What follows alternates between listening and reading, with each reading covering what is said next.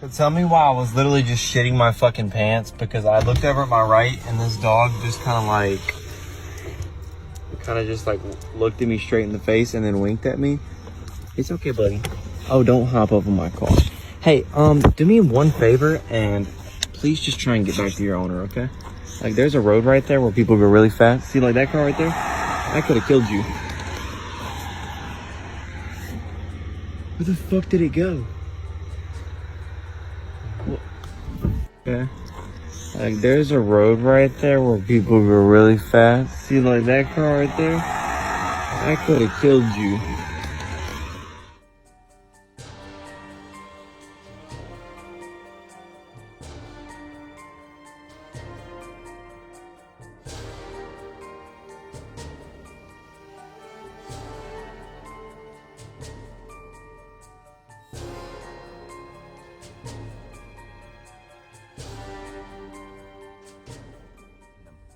All right.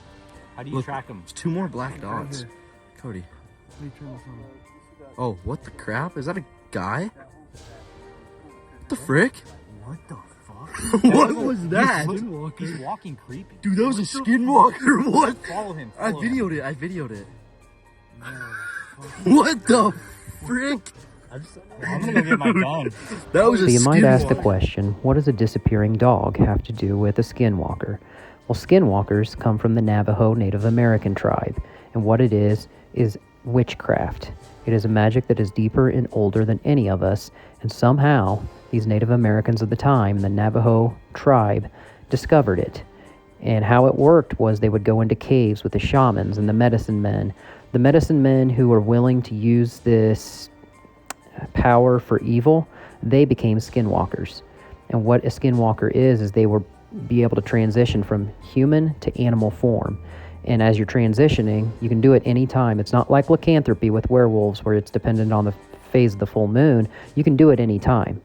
And when you do this, your speed it's so fast that it's indetectable, imperceptible to the human eye. And also your senses, your vision, your smell are just heightened at such a sense that you're taking on the animal characteristics. It started because they would use animal hides to cover them. And in these witchcraft traditions, they would bestow the animal characteristics to the person. Well, the only way to stop them is by killing them with a bullet that's either made of silver or dipped in white mountain ash. And I know that sounds crazy, but at least that is the tradition. So now you're seeing a lot of YouTubers going out to Skinwalker Ranch in Utah, and it's not something they necessarily want to do. I'm not scared of much, but no human is any match for what a skinwalker can supposedly do. And these people are saying they're seeing them on video, so come to find out, you don't want to be around a skinwalker. The most common animal that a skinwalker can shapeshift into is a dog, but they can also take on the form of an owl, a crow, any other animal, a jaguar. We've talked a little bit about how this practice is performed in caves and subterranean places. You're going to see a video of a cop attacked by one of these things. New at 4, an LAPD sergeant is in the hospital this afternoon after being attacked on a Metroline platform. KCAL assignment editor Mike Rogers at the desk. And Mike, you've been speaking with police. Do we know how the sergeant was attacked? Juan and Susie, we do, unfortunately, because we've now learned that this sergeant actually had his finger bitten off during this whole encounter. Now, LAPD tells me this morning the sergeant was working on the train platform at Santa Monica and Vermont when he came into a contact with a person experiencing homelessness. We believe that the sergeant was on a call dealing with this person when at some point during that encounter, this man bit the sergeant's finger and bit it off of his hand, a portion of his finger. It's not entirely clear if it's the entire finger or, about halfway through. We're still working on those details, but that sergeant's still in the hospital tonight. I do know now that the suspect in all of this has been taken into custody. He's being charged with mayhem, and we'll see if there are any additional charges involved in that. But this LAPD sergeant, unfortunately, losing at least a piece of his finger today after it was bit off on a metro.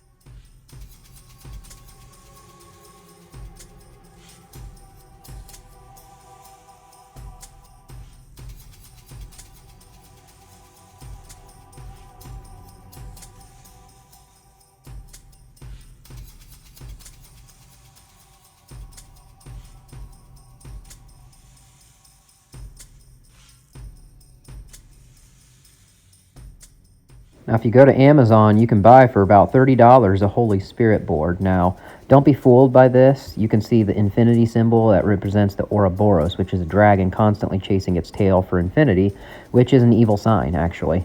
And there's only one way you can communicate with Jesus Christ, and that's by prayer. He is in you, in your heart, and you just have to let him in. Don't consult any of these angelic boards, anything like that. These witchcraft boards, that's exactly what it is summoning demons.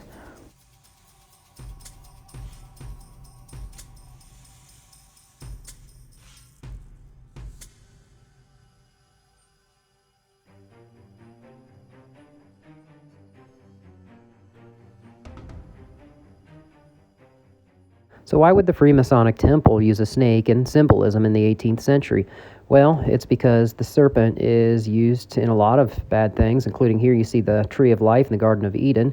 Here's the inner struggle between the devil and the angel on the shoulder, representing the temptation versus the inner conscience. Here you see the Garden of Eden with Eve being tempted by the snake, of course, to eat the forbidden fruit, and she gave it to Adam.